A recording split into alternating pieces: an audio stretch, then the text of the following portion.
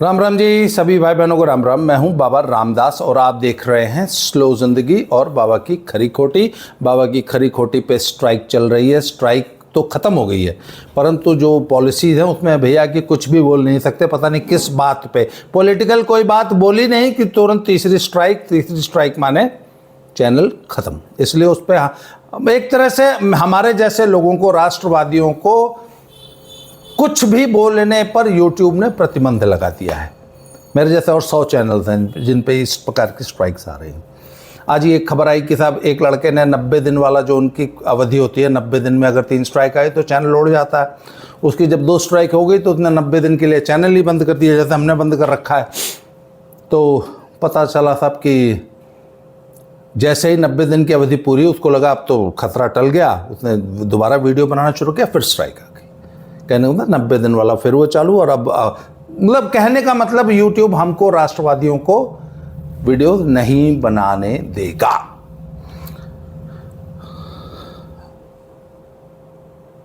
तो हम सब सोशल इश्यूज पे अब आजकल बात कर रहे हैं। पॉलिटिकल इश्यूज पे हमारे ऊपर प्रतिबंध है। तो आज एक बहुत ज्वलंत मुद्दा है ये जो सोनम रघुवंशी वाला जो केस हुआ था, और उसके बाद ऐसे केसेस की लगातार बाढ़ आ गई।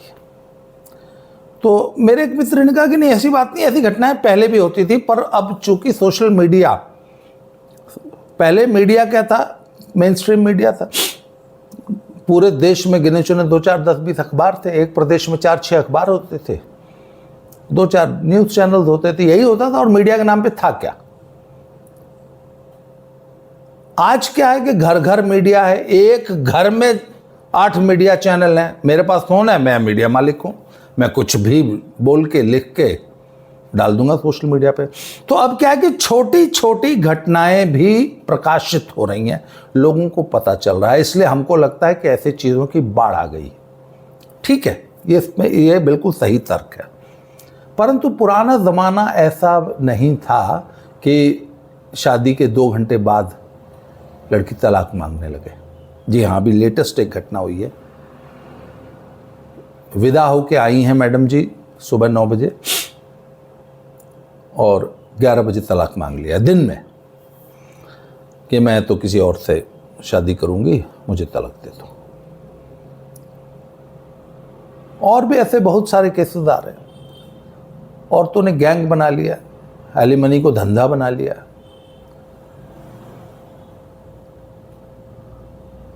तो ये सब समाज की वर्जनाएं हैं जो कि आधुनिक जीवन शैली ने और सोच ने, आधुनिक सोच, सो कॉल्ड आधुनिक सोच और खर्चीली उपभोक्तावादी जीवन शैली ने इस प्रकार के समाज का निर्माण किया है। इसका सबसे ज्वलंत उदाहरण आज एक घटना प्रकाश में आई है। घटना यह है कि 15 बीघे का काश्तकार, संपन्न परिवार का लड़का, MBA किया हुआ, कोई मिस्टर सुनील कुमार पटेल है रीवा के, उनकी शादी हुई। लड़की भी संपन्न परिवार से थी, कृषक संपन्न परिवार से। पत्नी का नाम है हेमा सिंह।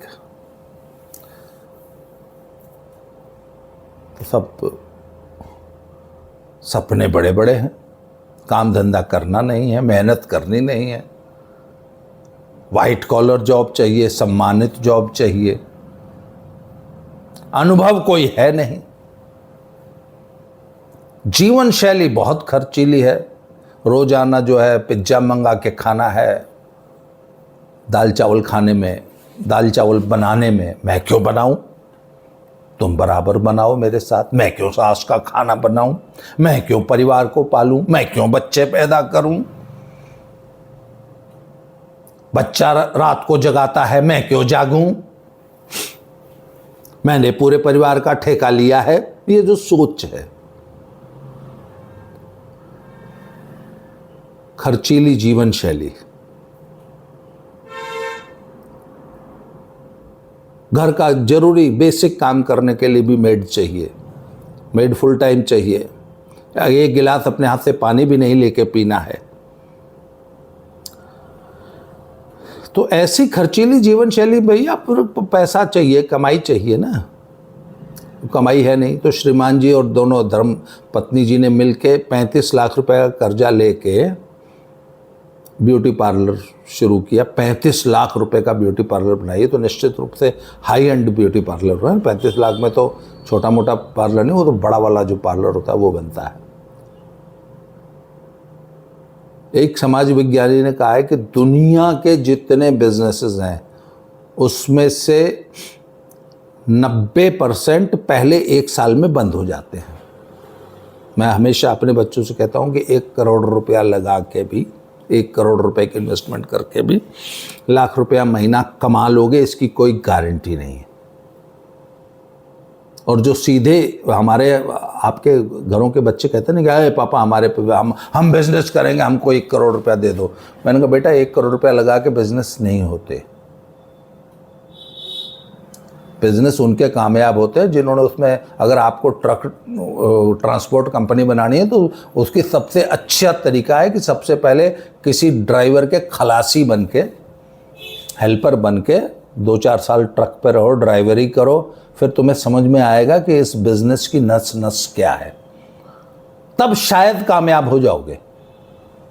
4 साल बाद पहले हेल्परी करके और उसके बाद ड्राइवरी करके फिर अपना ट्रक 1 खरीदोगे, फिर 1 से 4 करो, 4 से 40 करो, निश्चित रूप से कामयाब हो जाओगे। पहले दिन मालिक बन के 40 ट्रक खरीद के ट्रांसपोर्ट कंपनी चलाओगे, बिलवा दोगे। और ऐसे हजारों नहीं लाखों लोगों ने बिलवाया है अपने बाप का पैसा। तो उन्होंने भी साहब 35 लाख रुपया कर्जा लेके बैंक से, और बैंक भी साले कितने मूर्ख है यार, किसी भी बेवकूफ़ को जिसको बिजनेस करने का कोई तमीज़ नहीं है उसको 35 लाख रुपए का कर्जा दे दिए। तो जैसा कि 90% बिजनेसेस 1 साल में बंद हो जाते हैं, मैडम जी का भी बिजनेस बंद तो नहीं हुआ पर फ्लॉप हो गया। बताते हैं कि 3 किस्त उन्होंने दी थी, चौथी टूट गई। फिर अपने पति को ताना मारती थी तो पति ने एक और कर्जा लेके एक कोई हार्वेस्टर ले लिया, शायद कंबाइन को बोलते होंगे, पर कंबाइन तो 10 लाख की नहीं आती, कोई हार्वेस्टर जो भी लिया हो, उसकी भी एक किस्त गई, दूसरी टूट गई। मैडम जी का पार्लर अभी भी चल रहा था और उस पर लगभग 1.5 लाख रुपए महीने की आमदनी थी, पर चूंकि बड़ा पार्लर था तो उसके ओवरहेड खर्चे इतने थे कि 1.5 लाख में तो उनका ब्रेक इवन होता होगा। कि अगर 1.5 लाख रुपया आएगा तो उस पार्लर का किराया, बिजली का बिल और जो स्टाफ है उसकी सैलरीज निकलेंगी। उसके बाद अभी किस्त देनी है बैंक की, उसके बाद जो होगा वो कमाई होगी, तो वो नहीं हो रही थी। तो पति पत्नी ने एक प्लान बनाया। प्लान कैसे बनाया? यूट्यूब पे आइडियाज उठाए गए, DIY, do it yourself. YouTube में आजकल एक DIY है, डू इट योरसेल्फ। कुछ भी करना है तो खुद करो, तो यूट्यूब सिखाता है फलाना काम है। और यूट्यूब के हर बिजनेस में 5 से 10 लाख रुपए महीने की आमदनी होती है। यूट्यूब का कोई भी बिजनेस आगे देख लो जो यूट्यूब पे दिखाया गया, उस पर 10 लाख रुपए महीना आप कमाते हैं।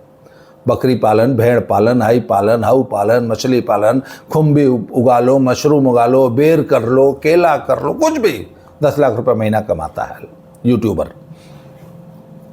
तो इन्होंने भी यूट्यूब से आइडियाज उठाए साहब।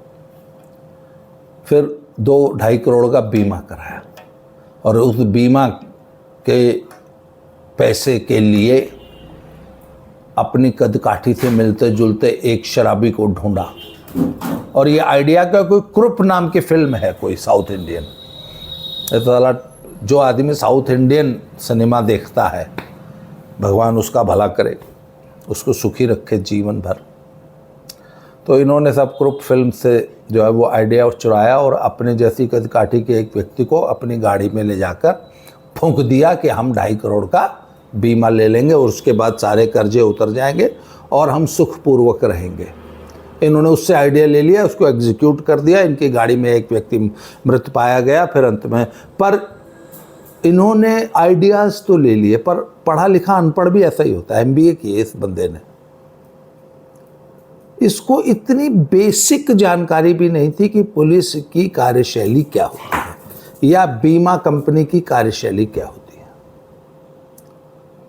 आप ये जान लीजिए कि पुलिस में एक जो क्रिमिनल थ्योरी पढ़ाई जाती है ना, अपराध विज्ञान जिसे बोलते हैं, तो ये पुलिस ट्रेनिंग में जब पुलिस वाला चाहे सिपाही हो चाहे अफसर हो, चाहे आईपीएस एकेडमी हो इनकी पुलिस वालों की हैदराबाद में जो है, उसमें बाकायदा विज्ञान है, पढ़ाया जाता है, थ्योरी क्लासेस लगती हैं, 2 साल की ट्रेनिंग होती है, उसमें पूरी पढ़ाई होती है।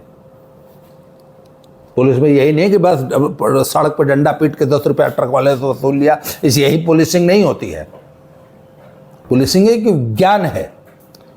तो उस विज्ञान का एक नियम है कि इस घटना का बेनिफिशियरी कौन है, उसको सबसे पहले शंका के दायरे में ले लो, उसको एक सस्पेक्ट मान लो।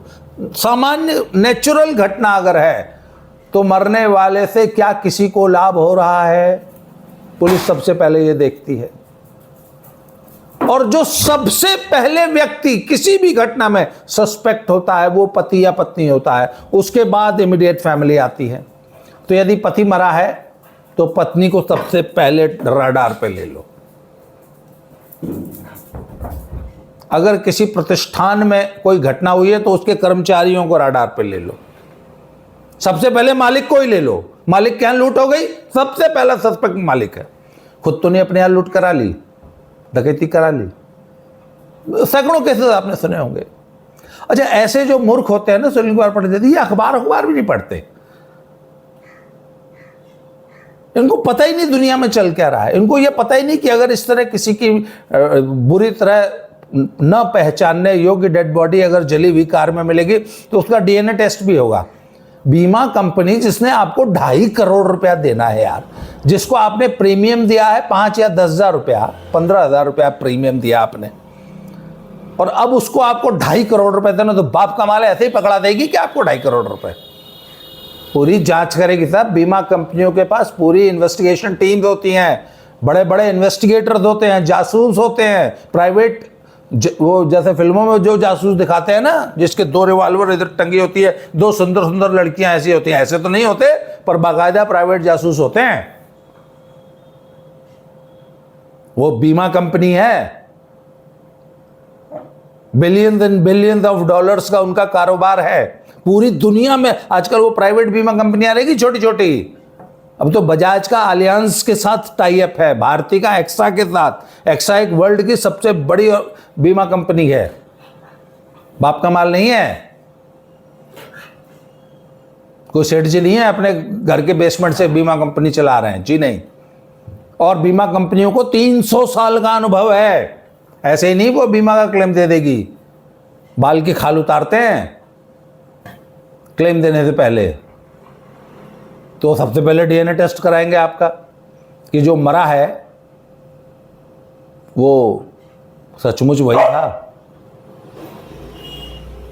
हमारे बच्चे अगल बगल उत्पात कर रहे हैं। अरे हेलो बोल दो, सिम्बा कहाँ हो? ये देखिए साहब, ये गोरी है और ये मेरी अटेंशन, मुझे भौंक भौंक के बुला रहे हैं कि हमसे बात करो यार, क्या तुम वीडियो बना रहे हो। खैर साहब, तो और पुलिस भी सेम इन्वेस्टिगेशन करती है।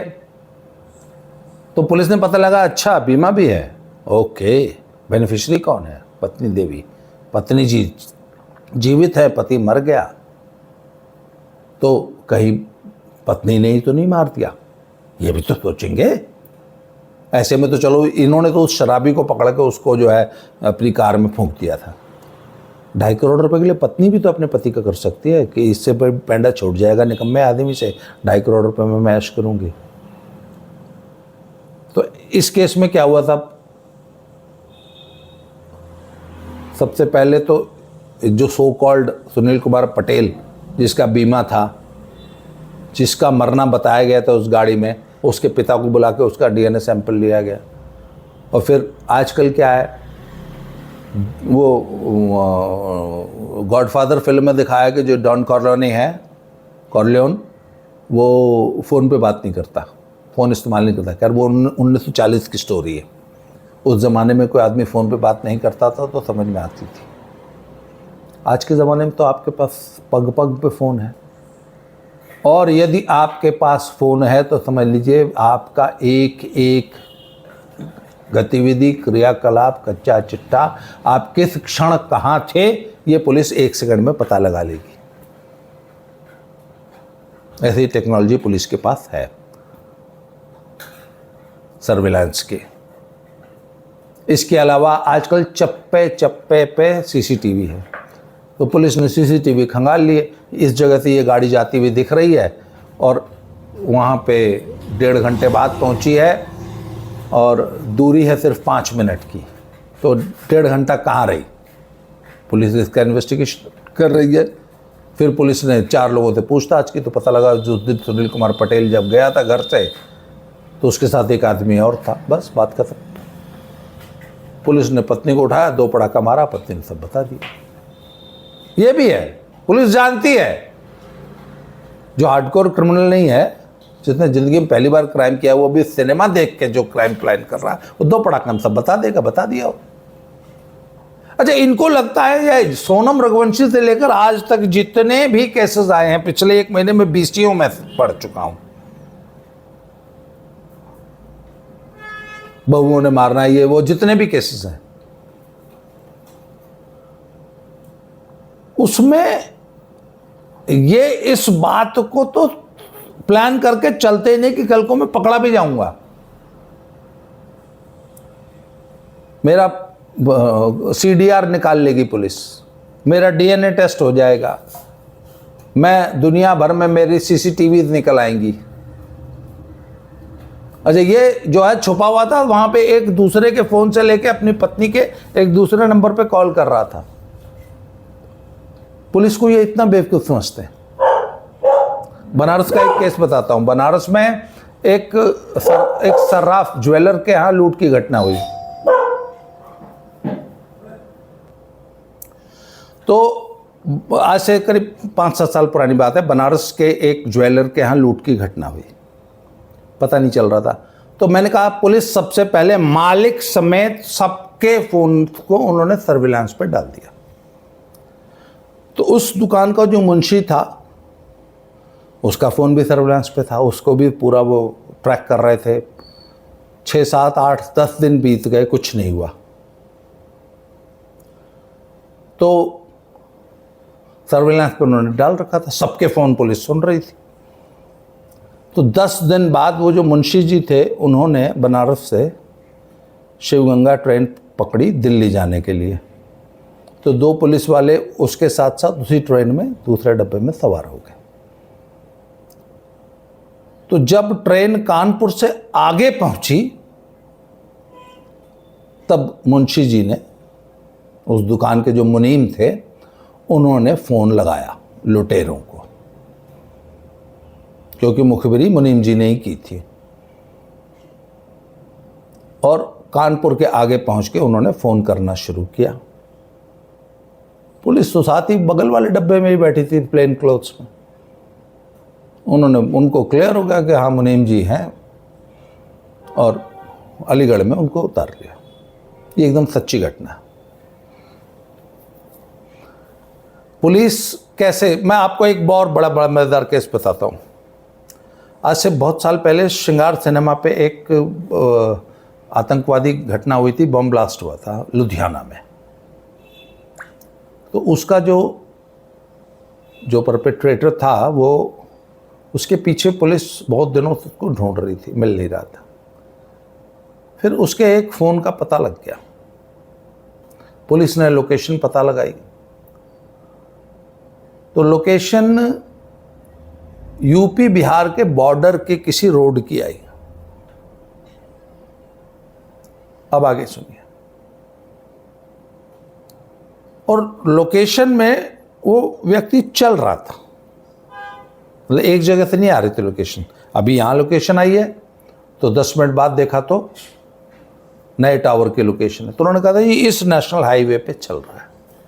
तो इन्होंने, वो एयरटेल कंपनी का सिम था, तो एयरटेल कंपनी को, तो पुलिस ने एयरटेल कंपनी को संपर्क किया कि इसको हर 10 मिनट बाद कोई प्रमोशनल मैसेज भेजते रहो। तो वो उसके फ़ोन में रिसीव हो रहा था। तो पुलिस ने, ये एकदम सच्ची घटना बता रहा हूँ, इंडिया टुडे में छपी थी ये, कि कैसे वो पकड़ा गया था आतंकवादी। तो हर 10 मिनट बाद एयरटेल कंपनी उस को एक मैसेज भेजती थी तो पुलिस उससे एनालाइज कर रही थी अपने कंट्रोल रूम में बैठ के कि ये व्यक्ति 1 घंटे में 30 किलोमीटर ट्रेवल कर रहा है एवरेज। तो उन्होंने अंदाजा लगाया 1 घंटे में 30 किलोमीटर ट्रेवल कर रहा है, दैट मीन्स ये किसी कार में या बस में नहीं है, he is travelling in a loaded truck. उस ज़माने में एक्सप्रेसवे वगैरह नहीं बने थे, ये तब की बातें हैं। तब ये शायद सिंपल एक 4 लेन हुआ करता था, दिल्ली कलकत्ता वाला जो NH है। तो पुलिस ने अंदाज़ा लगाया कि he is travelling in a truck.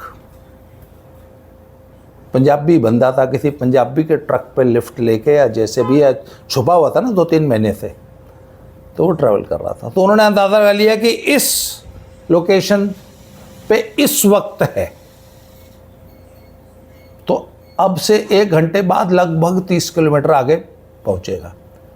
तो 30 किलोमीटर आगे जाके इन्होंने एक ट्रक को ऐसे खड़ा कर दिया रोड पे कि ऐसा लगे कि ट्रक खराब है। और उस रोड पे अगर कोई ट्रक रास्ते में खराब हो जाए तो नेचुरली एक बॉटल नेक बन जाता है, ट्रैफिक स्लो हो जाता है और छोटा सा एक जाम लग जाता है। तो वहां पे प्लेन क्लोथ्स में पुलिस वाले डिप्लॉयड थे। 25-30 ट्रकों के अंदर उन्होंने निगाह मारी, ये श्रीमान जी उसमें बैठे मिल गए, आ जाओ जी। And he was arrested. उसका नाम, जो टेररिस्ट उसका नाम मुझे याद नहीं है, पर ये सच्ची घटना है।